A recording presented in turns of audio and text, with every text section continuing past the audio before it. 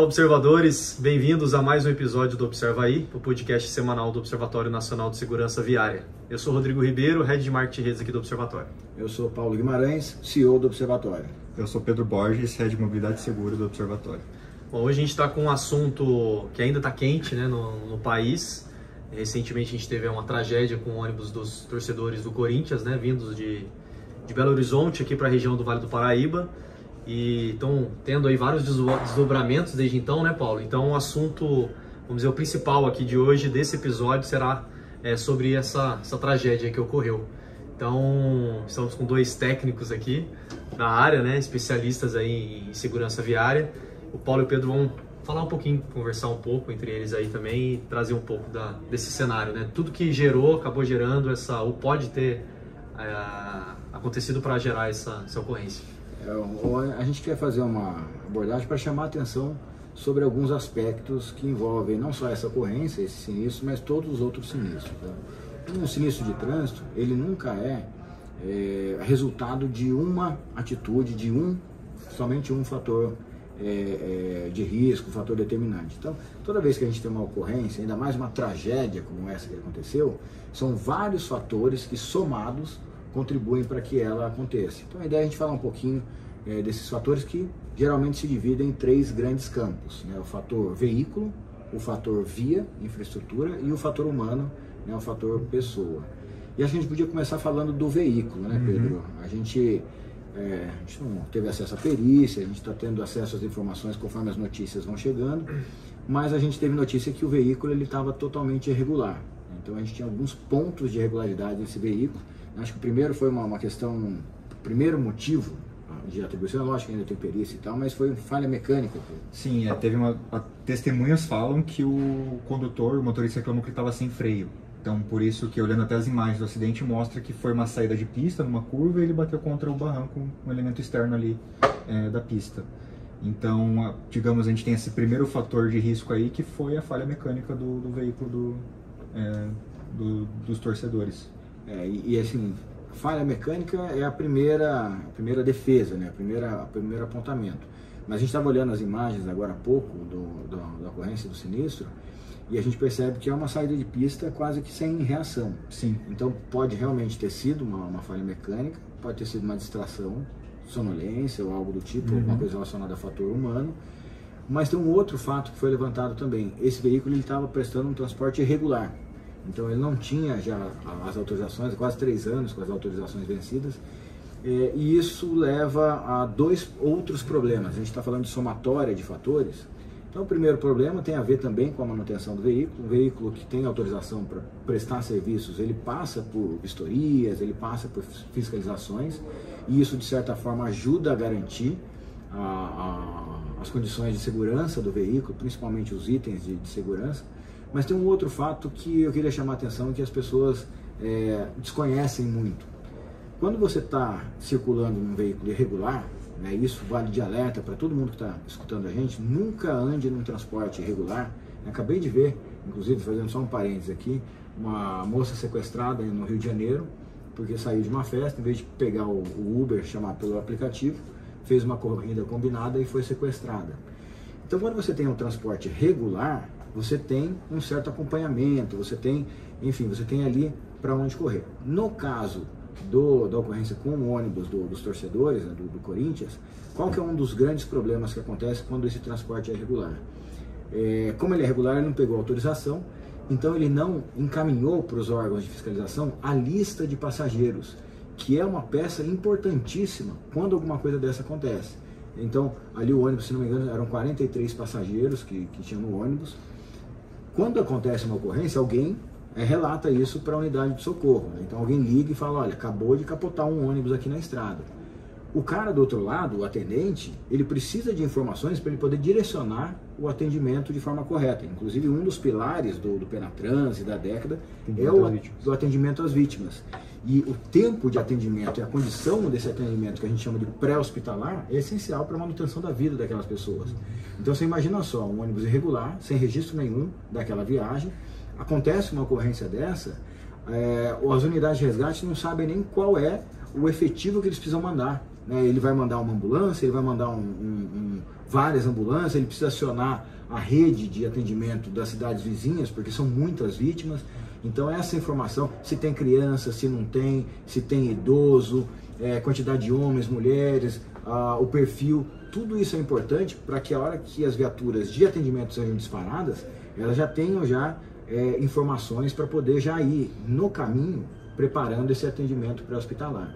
Então, de novo, reforço, transporte irregular resulta nesses problemas de segurança e, Deus me livre, numa ocorrência, esse atendimento prejudicado às vítimas. Qual que era o outro ponto? Tinha um segundo. Você está nesse mesmo podcast? Tô. Você viu que tinha um segundo ponto. A gente falou do veículo e falou do ambiente. Então vamos falar um pouco do ambiente, a infraestrutura.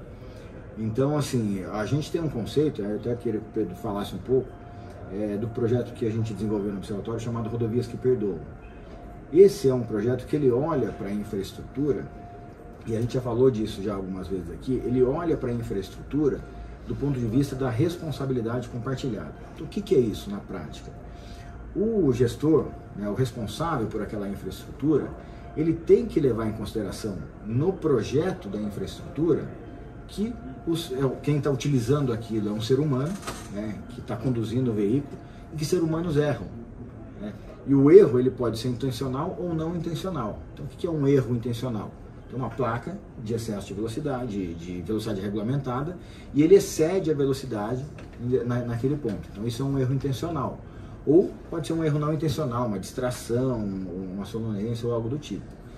O fato é que no conceito de visão zero, no conceito do Rodovias que Perdoam, essa responsabilidade compartilhada significa que não dá para a gente ficar atribuindo só ao condutor, só ao motorista, a responsabilidade pela ocorrência do sinistro. O que isso quer dizer na prática? É que a infraestrutura precisa perdoar o erro humano. E é por isso que o programa se chama Rodovias que Perdoam. O Pedro conhece bem. Puxou. Emenda aí. Fala aí do Rodovias que Perdoam. Pedro. Então, a ideia principal do Rodovias que Perdoam é que todo humano comete um erro, mas que esse erro não precisa ser fatal. Então, pensando já no cenário de rodovias, que é o Rodovias que Perdoam, e até trazendo como exemplo, tem a questão das áreas de escape em regiões serranas, que é um bom exemplo de infraestrutura, em que considera ali regiões que os caminhões às vezes acabam ficando sem freio, e tem aquela área de escape para o caminhão conseguir frear sem ter um tombamento e sem ter um acidente fatal. Então esse é o conceito, a infraestrutura precisa perdoar o erro humano. E a gente tem a questão do fator humano. Então, viu, Rodrigo? Isso, eu quero chegar nessa parte logo. E ali, duas coisas que a gente gostaria de chamar a atenção. Primeiro, que aí é o que está sendo falado na imprensa e tal, da condição do motorista. Então, se ele tinha cumprido o seu descanso obrigatório, coisas que não estão na legislação, por exemplo, o descanso obrigatório ele está na legislação, a alcoolemia está na legislação. Então, será que ele tinha bebido? Isso a perícia vai dizer também, a gente vai saber aí nas próximas semanas. Agora, tem coisa que não está na legislação. Será que esse motorista estava tendo uma vida regrada? Estava se alimentando bem? Isso são coisas que a legislação não abraça e que interferem muito nas questões relacionadas à distração ao volante, principalmente sonolência e alto grau de estresse. Às vezes até você tem relatos de pessoas que não estão numa fase boa da vida, alimentação ruim, muito estresse de dia a dia, problemas familiares, problemas financeiros, e as pessoas têm vertigens. Elas enxergam coisas principalmente motoristas profissionais, muito tempo ao volante, muito tempo na estrada, então ele começa a enxergar coisas que não existem e não enxergar coisas que existem. Então esse é um ponto importante, fator humano. Mas tem um outro ponto que é muito importante, pergunta. Não vou perguntar, não, é só um adendo. Daqui a pouco a gente vai falar um pouco mais sobre isso por conta do evento do movimento Rodorrede. Legal, show de bola. E um outro ponto que é legal a gente chamar a atenção, e a gente vê muito isso, e aí já vi duas situações diferentes em ônibus rodoviários, geralmente a turma não usa cinto, eu vejo muita gente sem cinto no ônibus rodoviário, lembrando que nos ônibus de transporte rodoviário é obrigatória a utilização do cinto por todos os ocupantes. O único veículo coletivo que tem liberação para andar sem o cinto de segurança são os veículos de transporte urbano, porque as pessoas viajam em pé, então não tem essa exigência. E eu já vi duas situações, já vi de situação, né, que talvez seja a maioria das vezes, a pessoa entra no ônibus e o ônibus segue viagem, e eu já vi situações raras do motorista sair passando de um por um, pedindo para colocar o cinto. Isso vai muito, não só do motorista, mas do procedimento que a empresa adota e do nível de envolvimento, engajamento e cultura de segurança que a empresa tem dentro das suas atividades. Então, um outro ponto que eu queria chamar a atenção, quando a gente fala de fator humano, a gente está se aproximando, a gente passou o Maio Amarelo, a gente está se aproximando da Semana Nacional de Trânsito, é chamar a atenção para esse autocuidado e o que a gente pregou no Maio Amarelo, que, eu vou pegar um ônibus rodoviário, sentei, coloquei o cinto de segurança, olhei o passageiro que está do lado, ele está sem cinto, não custa nada dar um toquezinho, coloca o cinto, né? Ainda mais quando a gente tem tragédias como essa, como pano de fundo aí, que acabam ganhando espaço na mídia. Não, Paulo, você tem razão. Eu, por exemplo, já viajei de ônibus, ou a viagem normal, ou para assistir um jogo com torcida organizada. E, de fato, infelizmente, com torcida organizada é ainda pior, porque não fica sentado sem cinto, fica de pé. Normalmente os caras... ficam em pé, circulando, conversando, tocando um instrumento, enfim. Então é ainda pior. A gente vai inverter um pouquinho aqui hoje, né, a pauta aqui do episódio, e a gente já vai trazer a dica e a curiosidade da semana, é isso? Depois a gente volta aqui com a agenda do Observatório e outros assuntos mais. Queria saber do Pedro aí a dica da semana. A dica tem uma historinha que aconteceu comigo essa semana. Lá na rotatória? Na rotatória de satélite. Foi no satélite, mas não foi na rotatória. Nós vamos chegar sábado e domingo, lá vai estar o Pedro sentado numa cadeirinha de plástico, assim, ó, de frente pra rotatória. Não, dessa vez não foi nada grave. Talvez um pouco. Eu fui abastecer meu carro essa semana, e aí no posto eles sempre tentam te vender alguma coisa, né? Dessa vez, o cara chegou e perguntou pra mim, você sabe como tá a validade do seu extintor de incêndio? Eu falei, não, acho que eu nunca vi, desde que o carro saiu da loja. Tem extintor, meu carro? Daí o cara foi lá, tirou, viu, tava 2018. Ele falou, eu acho que é uma boa você trocar. Daí eu fui lá e comprei outro, né? Tava quase 5 anos vencido o extintor. Então minha dica da semana é olhem pros seus extintores de incêndio e ver se tá na validade ali. E os outros equipamentos também, né? De segurança, ver se tá lá, normalmente fica ali o triângulo, as chaves. Tem uma pecinha que vem nos carros novos, que é uma pecinha de papel que vem dentro do porta-luz, chamado manual de veículo. Sim, meu pai sempre disse pra eu ler. Nunca li. Não é igual acho que nem vem mais, né, o manual de instruções do celular, né? Antes vinha. Não, agora é tudo online, né? Tudo online. Agora não mais. Mas é isso. Quer dispensar o Pedro já, Paulo? Pedrão, obrigado. Queria escutar. Você quer escutar? A curiosidade? Fica aí, então. A curiosidade da semana, na verdade, é uma notícia que já tem algumas semanas, mas em breve teremos os carros voadores. Vai ser uma revolução também. Mas a curiosidade é que já está sendo iniciada a produção desses veículos aqui do lado, na cidade de Taubaté. A Embraer, a IVE, que é uma spin-off da Embraer, está inaugurando a fábrica lá em Taubaté, e a gente tem uma expectativa que em 2025 a gente já tenha esses veículos operacionais. Qual que é o grande problema hoje? Até para as pessoas conhecerem um pouco desse assunto. Do ponto de vista de tecnologia, a gente tem avançado bastante, quase que está chegando já numa conclusão sobre a bateria, que eu acho que é o grande gargalo, porque o carro voador, ele não é um carro voador, ele é um micro ou mini helicóptero elétrico sem piloto.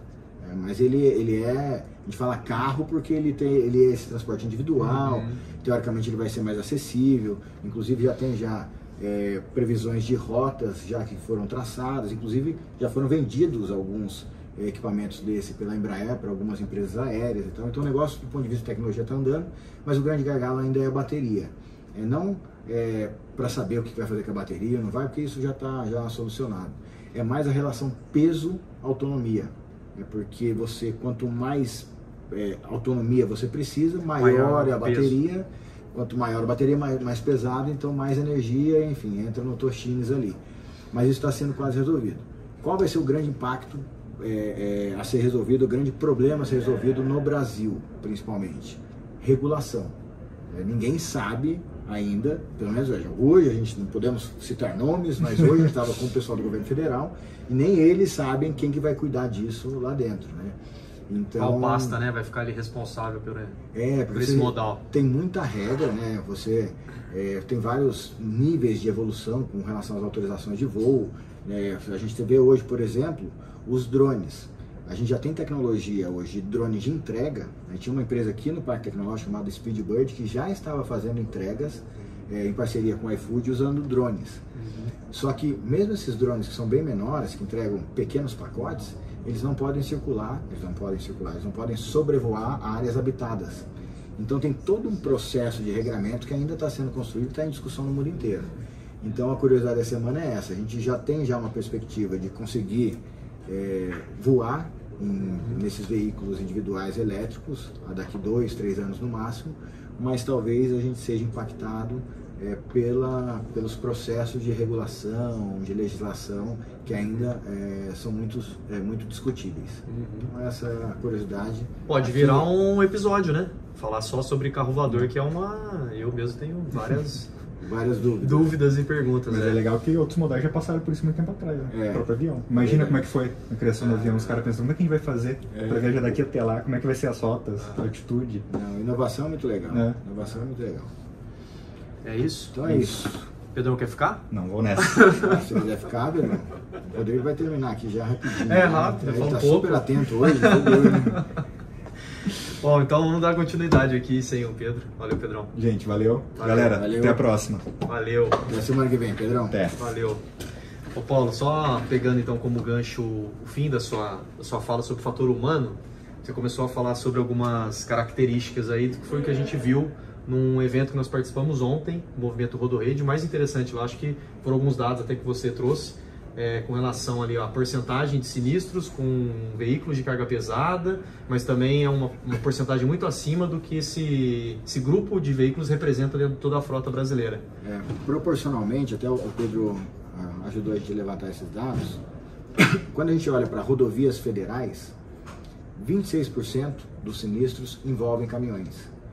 Só que os caminhões representam somente 6% da frota. É lógico que nas rodovias eles têm uma maior exposição, né? Ou seja, eles circulam mais por rodovias, então tem esse fator também que precisa ser considerado, não é uma conta, uma regra de 3 direta, entre 26% e 6%, mas é algo que chama muita atenção. Inclusive, a gente tem, o Pedro está finalizando o estudo junto lá com o pessoal da Federal do Paraná, para a gente conseguir monitorar, isso vai ser muito difícil, porque é uma coisa que o Brasil nunca fez, os índices de sinistros, os índices de vítima por bilhão de quilômetros rodado dentro de regiões. Então hoje a Europa já tem esse indicador já bem consolidado, a gente está trazendo isso para o Brasil. Então o fator exposição é uma coisa que a gente vai começar a olhar agora que a gente não olhava. Mas o que acontece? Quando a gente olha para esses 26% de sinistros que acontecem, a gente pode chegar aí a uma conclusão, quando a gente olha para os fatores, as causas, que distração está ali, se a gente juntar ali celular, saída de pista, sonolência, essas coisas assim, a gente chega aí a alguma coisa perto de 30 e poucos % de ocorrências de sinistros atribuídos a alguma questão relacionada à distração. E aí o que foi interessante lá no evento? O evento que a gente participou é de um parceiro do Observatório, Ipiranga, e quando a gente olha, por exemplo, para sonolência, a gente não combate sonolência. Sonolência é um fator de risco. Mas como é que eu vou combater sonolência? Eu preciso combater a causa da sonolência. Então a gente falou um pouquinho sobre isso agora na questão do ônibus do Corinthians. Alimentação, descanso, distrair a cabeça, né, de reduzir grau de estresse.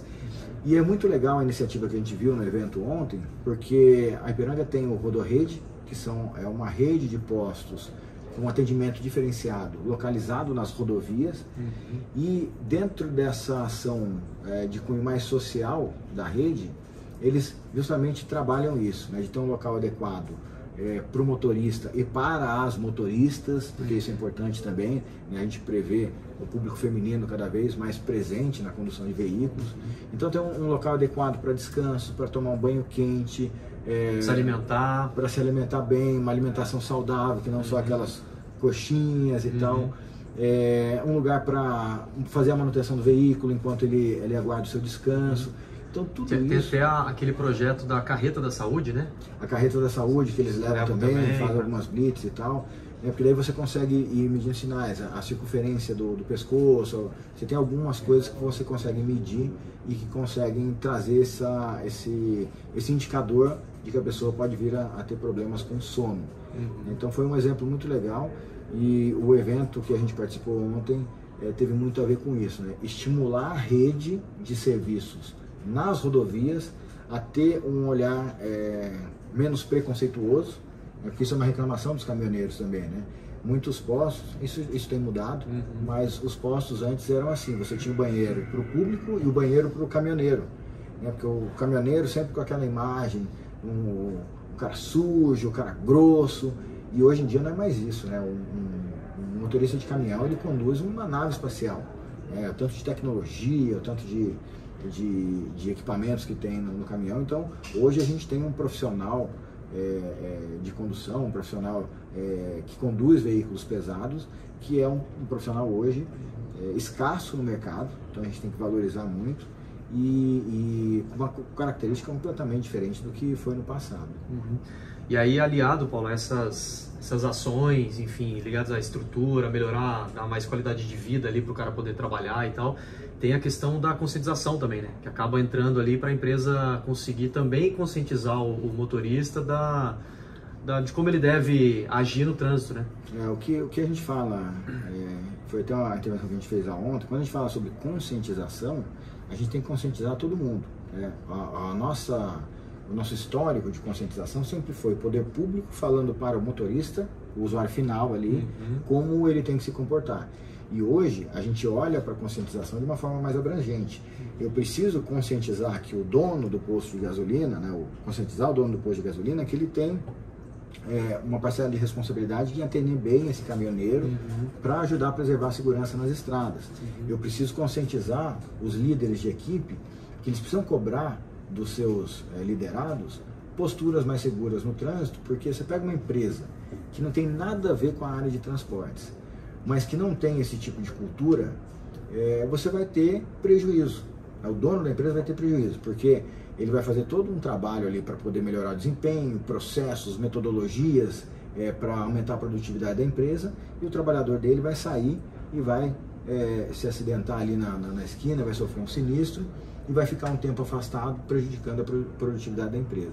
Então a nossa função aqui é chamar a atenção de toda a sociedade, que todo mundo tem a sua parcela de responsabilidade, seja por culpa ou pelas coisas boas, né, pela reversão desse quadro, mas todo mundo tem a sua contribuição para dar. Eu estou gostando, porque agora a gente está começando a ouvir outras pessoas falarem sobre a responsabilidade compartilhada, né? Hoje lá no evento, nós estivemos lá no evento do Fórum Paulista, né? E a Maria Alice falou também sobre isso, né? Sobre responsabilidade compartilhada. E é o conceito. Mais pessoas continuem falando, né? E abraçam essa ideia. É isso aí, nossa função. Bom, parabenizar a Ipiranga pelo evento, né? Foi um evento muito bom. E Semana Nacional de Trânsito, Paulo. Que pé estamos? O que nós temos aí mais uma vez para apresentar para a sociedade? A gente está finalizando, né? A gente deve, não sei se o podcast vai quinta ou sexta, mas até dia 25, né, que é amanhã, a gente disponibiliza todas as peças, assim como a gente fez no Maio Amarelo.